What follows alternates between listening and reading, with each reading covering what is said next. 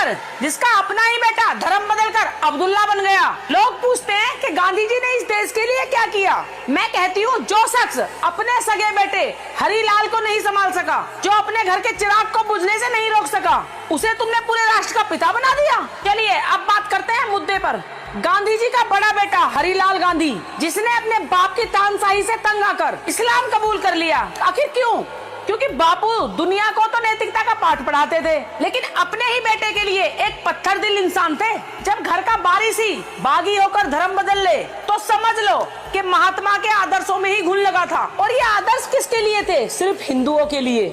जब नोहा खाली और मालाबार में हिंदुओं का कत्लेआम हो रहा था, हमारी माता और बहनों की असमत लूटी जा रही थी, उस वक्त ये शख्स कहाँ था?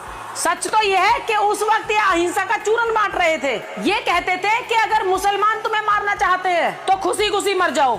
वाह रे गांधी जी वाह, तुमने जिन्ना की हर जीत के आगे घुटने टेके, इस देश के दो टुकड़े अपनी आंखों के सामने होने दिए। लेकिन घिन तो तब आती है जब इनके ब्रह्मचर्य के प्रयोगों का काला चिट्ठा खुलता है। जब अपनी ही पोतियों मनु और आभा के साथ ब्रह्मचर्य का प्रयोग करना और उसे नाम देना आध्यात्मिक परीक्षा।